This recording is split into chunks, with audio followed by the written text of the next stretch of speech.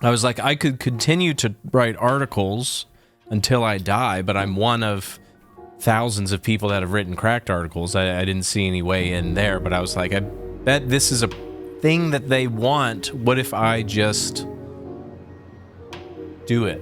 And because that's the thing, right, is if you say you can do it, until the thing exists, nobody can judge whether it's good or bad, which is, I think, why people don't make things, because the idea in your head is perfect. Man, I don't know that there have been many other points in history where you've been able to take advantage of things like that and sort of stake your own claim in the world.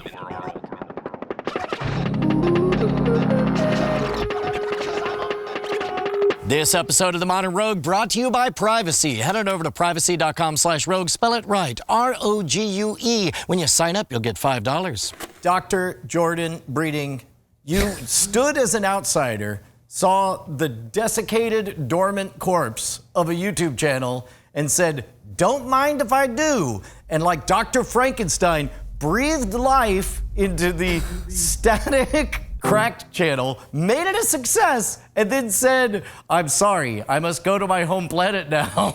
At which point you started over from zero with your own channel, Dr. Jordan Breeding, which is also crushing it. Also, hi, it's good to see you again. How have you been, sir?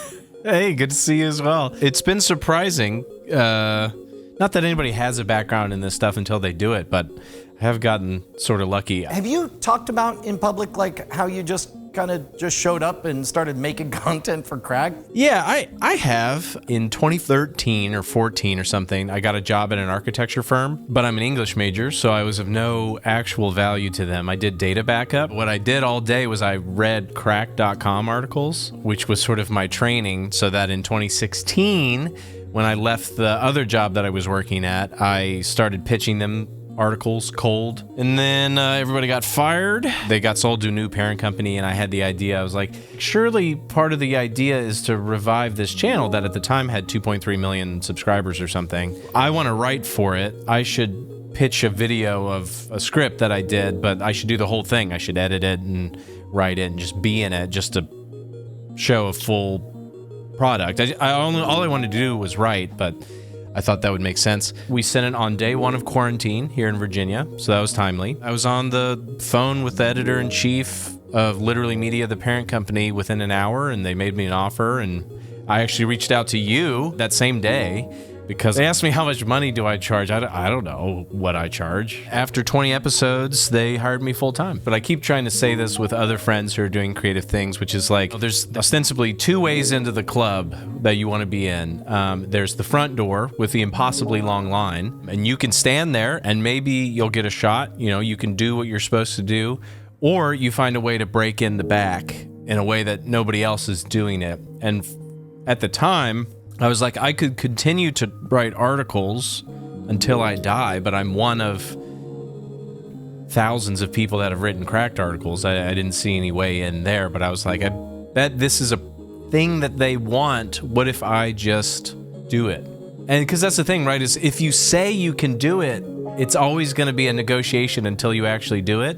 Right. And it's so much easier to say, look, I made exactly what you want, hopefully, or something very close to what you want, than to say, oh, I totally can do what you want, maybe, probably. Everybody is, of course, the protagonist of their own story, and everybody is facing their own trials. And essentially, if you could just enter their worldview as, it doesn't even have to be a perfect solution, just a somewhat right. Like The Tonight Show would have these segments. They're kind of answer to the stupid human tricks. And so I did a whole show made up of these kind of segments, but I wanted to stand out from the crowd. So I took my VHS demo tape and I stuffed it inside a tub of atomic fireballs and put a sticker on the side that said, think these are hot, try eating fire. I didn't get a response, but I did end up on the Roseanne show. And then I asked my marketing friend, I was like, I don't know what to do next. I already did the fireball thing. And he said, well, how did that work out? I was like, great. I got on the Roseanne show. He's like, then you do it again. And so I was like, oh. And so I did it again. And this time from The Tonight Show, this producer called and said, hey, got your tape, really interesting stuff. I don't think you're a fit for us, but I'll keep you in mind. And sure enough, every 2 months he would call and he'd say, I'm not offering you a slot, but if we have a cancellation, this so-and-so's on the fence. If we needed to, could we put you in? And it was for a year. I was in that soft rotation of maybe put me in, coach. But the difference was, and he knew it wasn't right, but he knew it wasn't far from being right. And because it was in his head, after enough laps, eventually it took 9/11 to make it happen. After 9/11, there was a segment, he was like, I got one for you. And so they created this new segment called Don't Try This at Home, and that led to being on the Tonight Show. But again, it speaks to the difference between showing up with something, just something, period. Right. That's funny because COVID was essentially what got me in the door too. COVID was your 9/11. Yeah. Well, nobody could make videos. I mean, even if they had professional people, studios were closed. You couldn't do big productions with people.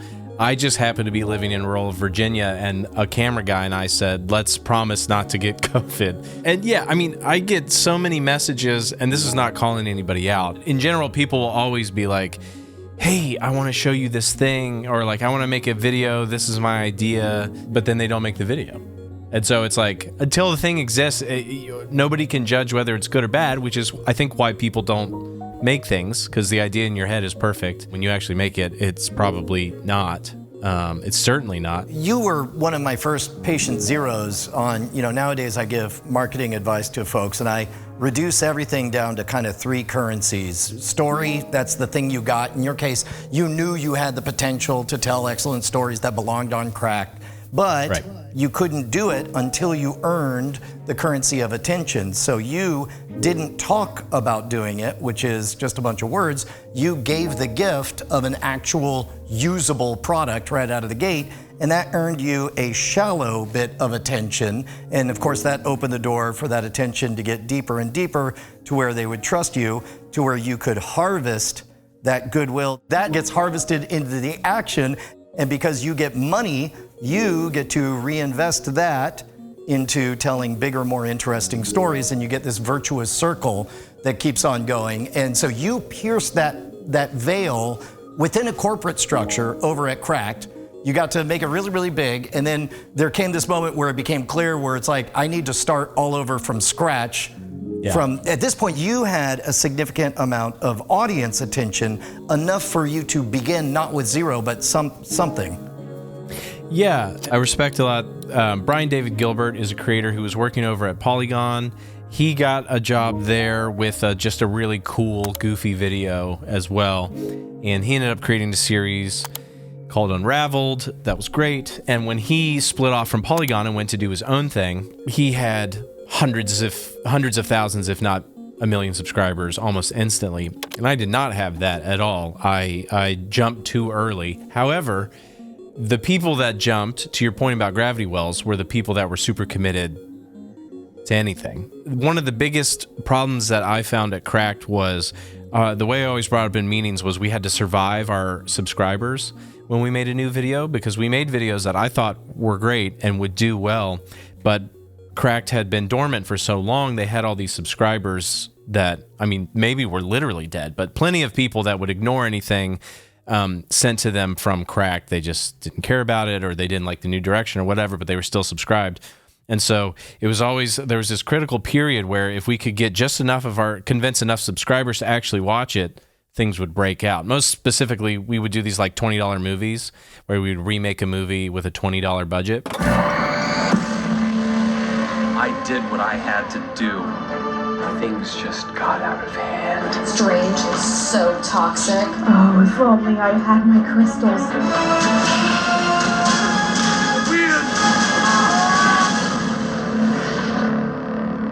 Those would either get 15 views because nobody cared, or they would get 2 million views because we finally escaped the gravity well of these subscribers who don't care about us. And so a lot of the things that I've been trying to do on my own channel have been sort of ways to build guardrails earlier on, so that if people bother to subscribe or watch, they are more likely to hang around because I already loyalty tested them a couple of times before they even clicked. I intentionally have pretty terrible titles. As a filter? As a filter. And my thumbnails always include me, which is a barrier. You know, nobody knows who the hell I am. things like that. I think of it in terms of friction. Like you'll notice that when I do this circle, I always draw it the same direction. I say the circle only goes one direction. It can go backwards. It just takes a lot of money. Like if you have a good story and you want to sell it, you have to go to 1,000 lunches with 1,000 gatekeepers and get one of them to give you a chance. Or you could just take that story. Good story is good story is good story. The example I like is Erica Mitchell loved Twilight so much that she made erotic fan fiction about it. And because she couldn't sell it, she had to give it away for free on fanfiction.net, where it got massive amounts of attention. So much so they said, hey, take this smut off of our site. And she said, hey gang, who wants to follow my adventures at 50shades.com? And then because she had the attention, then she was able to change the characters to her own IP. And then she was able to start going forward on the circle where it became a $1 billion franchise. Likewise, if you're famous, but you're not famous for what you want to be famous for, people want to go backwards on the circle. The example I like to tell is everyone went to bed one night. The next day, the whole world knew the name Kevin Federline. Now, some people still don't know that name, but he was Mr. Britney Spears, right? He was famous overnight for marrying Britney Spears, which of course he did not want to be famous for. He wanted to be famous for being his own person. So naturally he did the dumbest thing you could do, which is go backwards on the circle. So he dropped a rap album and guested on the WWE and was booed out of the auditorium, and his rap album was panned. At the exact same time, Kim Kardashian and Kevin Federline were equally famous, both for things they didn't want to be famous for. In the case of Kim Kardashian, it was a sex tape, but rather than trying to go backwards on the circle and say, no, I'm my own person, instead, first she filed an injunction. A month later, she had a deal worked out with Vivid Video. 3 months later, she had a TV show called Keeping Up with the Kardashians announced. And while the show was never high art, it never won an Emmy, they now teach college courses about the cultural impact of it. So if you look at the Google Trends data for the two of them, you've got, you know, Kevin Federline looks like this, whereas Kim Kardashian, you have the sex tape, but then it immediately way all the way up here. And because she goes forward on that circle, she now is invested. You know what she's doing now? Have we talked about this? I don't think so. She got a law degree, and now she frees innocent people from jail. We made a joke about President Kardashian on the Modern Rogue. The year is 2021. Oh, the future. President Kardashian is visiting the Modern Rogue warehouse. My goodness, Madam President, what an honor. And I think it's going to happen because she understands that the circle only goes one way. And even though you want to change your story, now the sex tape is just a footnote in her tale, not the entire tale itself. Full circle with that, my band from college got a couple of songs on Keeping Up with the Kardashians, and every quarter I get $30 to $60. So she's really benefited everyone. She's freed people from prison. She's made me a couple $100. I mean. So tell me a bit about what you're doing on your site in terms of transparency. I know that you're very open. You let your audience in on all of the tactical moves that you're making. Yeah, I'd say most of them. I mean, small examples of that are things like I live stream edits semi-frequently so they can see that I'm doing it, and just sort of how long it freaking takes to make these videos. Occasionally we will live stream a shoot, and so, you know, we'll get to see, you know, the crappy place where we are, and it's just me and Dave like it always is. I only find people, and I think this is a positive thing, that are surprised that there's no one else, really. I mean, like, we have Caleb Gritzko and Brian Slacker are contract editors, and Cesare and Logan are contract joke writers. But that's, and my dad helps with all of my thumbnails pretty much. You know, I thought about turning off how much we make on Patreon, stuff like that. I don't know why that feels weird to me. It feels like if people are giving on Patreon, they should know how much it is in some, if that affects them one way or another. There are some people who believe that the product itself, the movie from, you know, frame one to frame the end, is the product, and it should stand totally on it. This is something Michael Swayman and I talked, like, he really wants to believe that art can exist in a vacuum independent of the artist.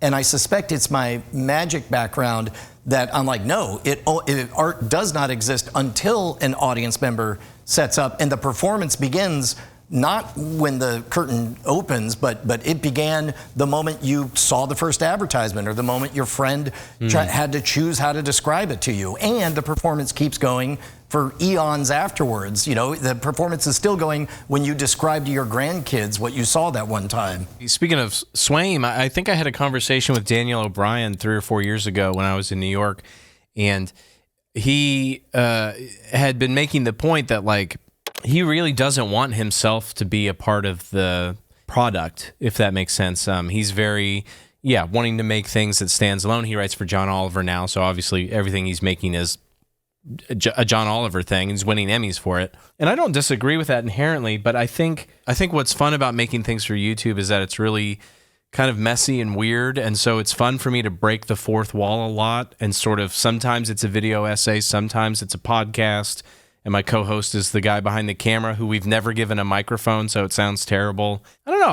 I think it's more fun for me to do that, and I realize I also play a heightened version of myself.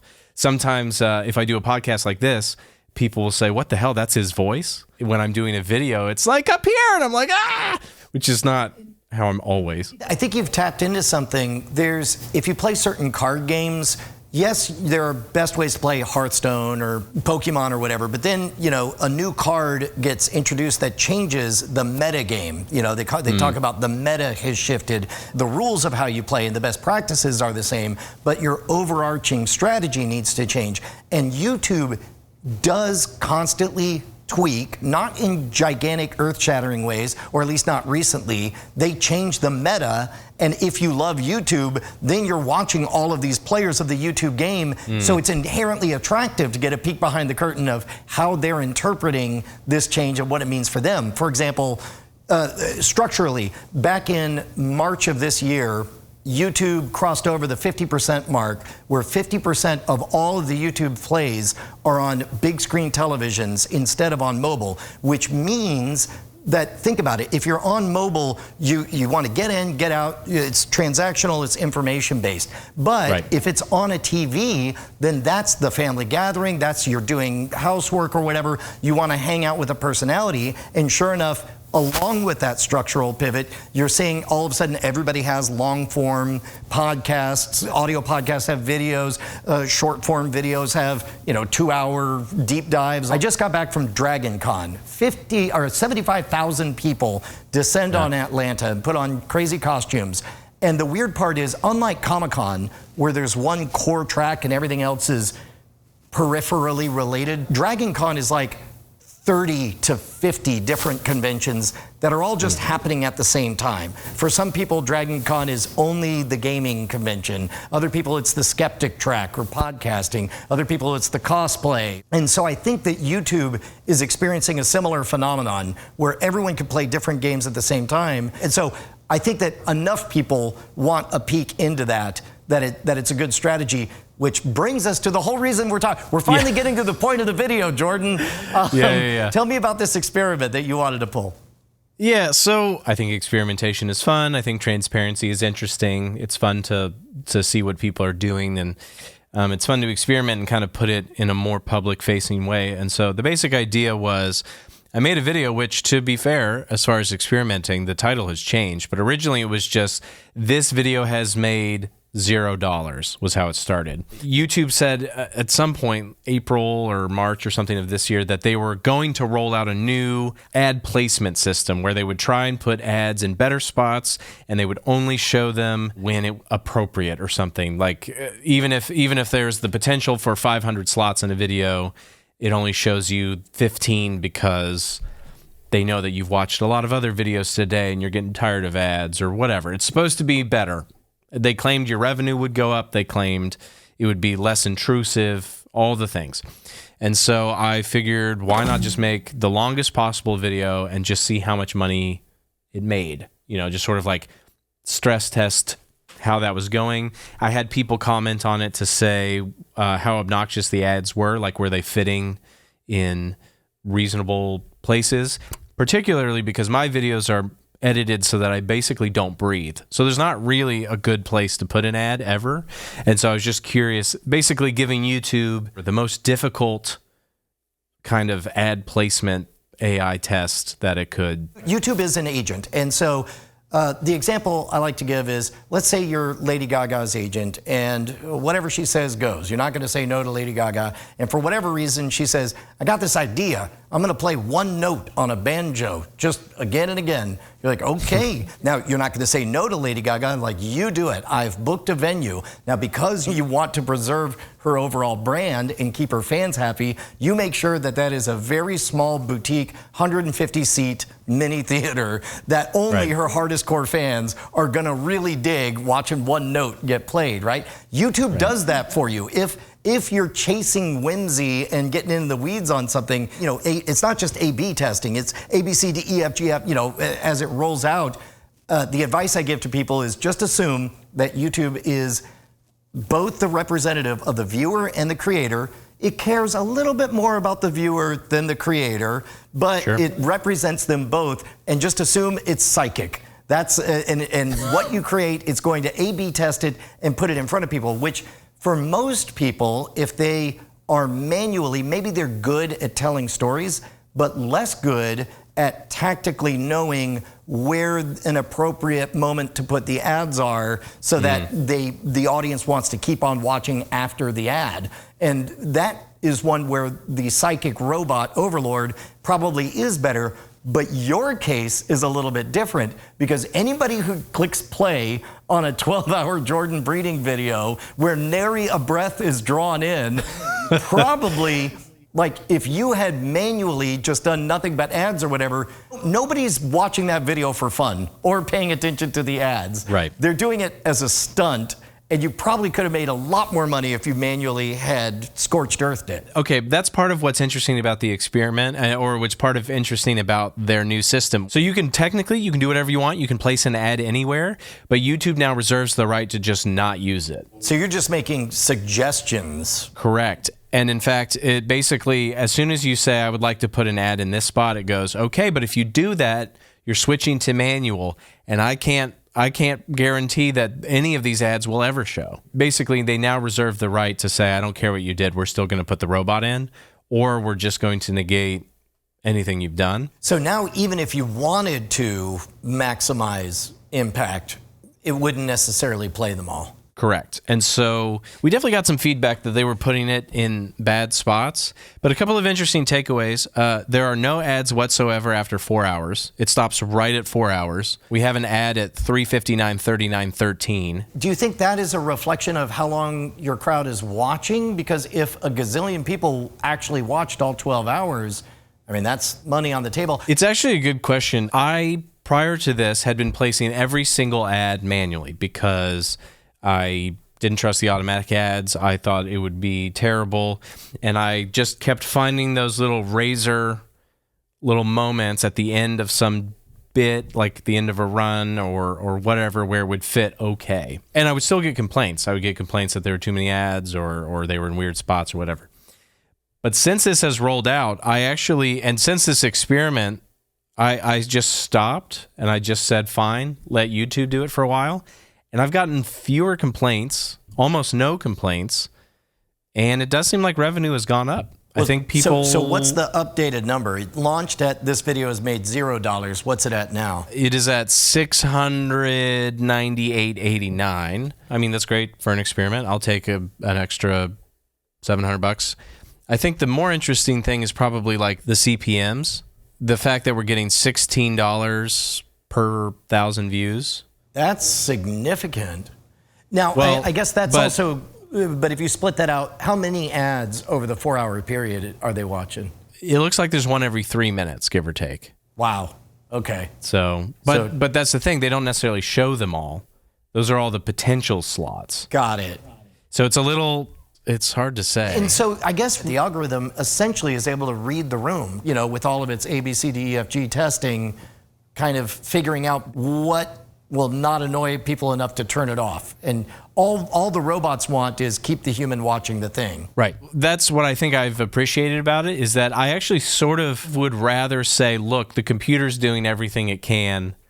Don't be mad at me. I'm just choosing to trust the system on this rather than me having to sweat every, like, am I ruining the experience by adding another ad here, but maybe it'll make me $50 more? Like, I think, to your point about playing different games, I think the game I would rather play is I made the video and it makes money or it doesn't make money. And next time I'll just try to make a better video. I'm less excited about being in the game of how many ads do I put in per video, and I'm getting stressed about that. And like, what is fair to my audience, what's not fair to my audience, as opposed to saying, hey, look, here's the game now. You can get YouTube Premium and you don't have to worry about anything. Or you can get an ad blocker, I guess, and that'll make me sad because then I get no revenue. But totally your prerogative, in which case we also have a Patreon. Or you roll the dice and you this is how YouTube works now, and to watch a video like this is what it's going to do, and I will do everything on my end to make the video worth even the worst ad experience possible. Think about this. YouTube remembers every single video you've ever watched in the entire history of your lifetime. And it remembers how much you watched of each video. And it can tell when you have clicked on a thing that is indicative of, oh, it's a lazy Saturday afternoon and you're feeling like a walk down memory lane. You play Bittersweet Symphony once, and all of a sudden your whole feed is nothing but early aughts. Because, I don't know, it's also like, it's so hard to gauge how many ads you're supposed to put on a 3-hour video. It's hard to gauge what that user experience is, especially as a YouTube Premium subscriber who doesn't deal with that anyway. Then for subsequent videos, I just started experimenting with, well, just do whatever you want. You know, do your worst, YouTube.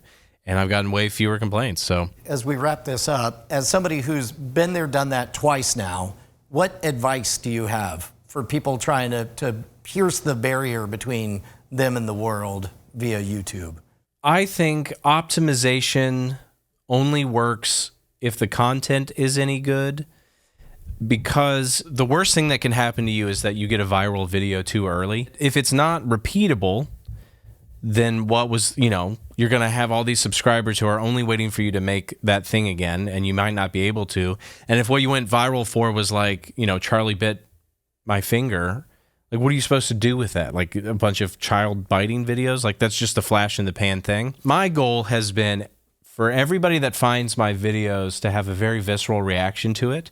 They either think it's the greatest thing and they can't believe that we don't have 1 trillion subscribers and are the most popular channel on YouTube, or they hate it so much they would rather jump off a bridge than watch another one. Because what's great about that, to me, is that I either have a fan for life, which is very valuable, or I don't have a sort of mildly interested person who rejects a lot of my videos but maybe pops in every once in a while, and then it keeps confusing YouTube into feeding this thing to somebody who mostly doesn't want it. It's hard to suggest that. I don't know how you know if what you make is any good except to make it. But I would not personally overly stress about thumbnails, about titling. I think you just make what you want to make, and then you see if anybody likes it. And then if you're finding a format that's repeatable and useful and people seem to like it, then start getting smart about thumbnail strategy or social media proliferation or something. But I think you kind of just have to make it. Also, I would say if you can sell out, quote unquote, and work for somebody else who has much more resources and knowledge than you, then I would do that first. I would absolutely, if you can, find a way to experiment on somebody else's time. Ever since I was a kid, I had consistently said, if Miley Cyrus wanted me to be her guitarist, I would do that in a heartbeat, not because it would be artistically fulfilling necessarily, but it would allow me to get better, to do something under the gaze of somebody who's done it well. And then when I went on my own someday, I could bring some of that with me, and so I wouldn't be starting from complete scratch, which I do think is very, very difficult, but not impossible. So what's the thing that you're most proud of that you've done lately that you want everybody to watch right now? I am doing a video on all the Saw movies. I think it'll be good. Haven't you done a video or two about the Saw franchise? I have. That's sort of the first sort of stab at this whole thing. I talked about the Saw franchise some with Cracked. But I've sort of taken that concept, revisited the movies, did the short films, added some of the films, started from scratch. It'll be about 3-4 times as long. There's a lot more to it. That's wonderful, because the number one complaint is that your videos aren't long. Yeah. Well, you know, now that I know, I have to make every video exactly 4 hours for maximum ads. That's right. Okay, pretend some wistful music is coming in, and you're gonna kind of look up and to the left and just speak in platitudes that'll be played after you're dead. What is your advice to people when creating their opportunity? They're on the big stage of YouTube. What should they do? You got to look up and to the left, and you got to say YouTube is, and then use a metaphor. I'm using you as an LLM. There you go. What is YouTube like, Jordan? YouTube is something of a miracle. I was saying this to my wife the other day, that I cannot believe that a random guy outside of Charlottesville, Virginia, can make a full-time living making videos on his own that he wants to make about the stupidest things presented in the stupidest possible manner. And I think if that's interesting to you, the idea that you could be your own boss, make your own schedule, have to deal with the fact that actually it's not as much fun as you think. It actually sucks a lot having to not have a boss, because then you have to be in charge of everything and it's your fault if everything fails. If that's appealing to you, man, I don't know that there have been many other points in history where you've been able to take advantage of things like that and sort of stake your own claim in the world without too many gatekeepers. And I realize you have to follow some of YouTube's rules, and Universal Pictures can suck it because they've been trying to copyright strike me recently. But in general, it's really wonderful. And I think what you should just do is you should just make videos. And then if people like them, you should learn why and make more of them. And if they hate them, you should stop doing the things that suck and make them better. And it's very fun. And if you can do that while you also have a real job as an accountant, then do that. But I just think, man, it's fun. It's very cool that it exists. So just do it, man. Brandt, there are so many choices, so many options, I can't decide. What is your least favorite thing about credit cards? Is it the fact that they're so easy to steal through skimmers? Is it the fact that people could keep on charging them even if you tell them, hey, knock that off? Or is it the fact that, even worse, the debit card from your bank just actually takes money right out of your account? I don't like that I have to touch them. You know what? That's a good point. And all of these problems cease to be problems when you use cards from Privacy. You know about privacy cards, right? I do. Tell me all about them. You click a button and it generates a card. Yep. And there's a number on it. Yep. And you can lock it to vendors if you want. That's correct. You can merchant lock the cards. And even better, if you don't like what's going on, you can cancel it at any time. But did you know, Brandt, Privacy will never sell your information. That's not how they make money. In fact, they have a plan where they don't even charge you fees for domestic purchases. Where do they make their money? Perfect. They're called interchange fees, and they're applied to the other guy, not you. Oh, here's another one. You like people or bots when it comes to your customer service? I like bots. Oh, well, you know what? Whoops. Just kidding. Oh, good. Because they have people, not bots. Wow, that was a close one. Look, man, they get it. Nobody likes being the product. You want to be the boss, and you are the boss of your privacy. When you go to privacy.com/rogue, you're going to sign up. You're going to get $5 as a bonus thank you for signing up, and then you're going to start making cards left and right for anything you need. You got teenage kids, make them a card. You got some kind of website you're not entirely sure that you trust them, make a card. I thought I knew about privacy cards, but I didn't know anything. You didn't know. You opened my eyes. You know what? We all, yep. Privacy.com/rogue. This video was supported in part by viewers like you at patreon.com/modernrogue, where you can watch an hour-long version of this discussion, as well as hundreds of hours of unaired footage from many of our other videos. YouTube is wonderful. It sucks a lot. Dr. Jordan Breeding. It really does. It's so hard. I mean, you know this better than anyone, but it is nice to just say, man, doesn't my boss suck? Grumble, grumble, grumble. I'm only gonna half-ass it today. And what are they gonna do about it? Yeah, you can't do that with yourself. Yeah, right? It's just like, that'll show me. Yeah.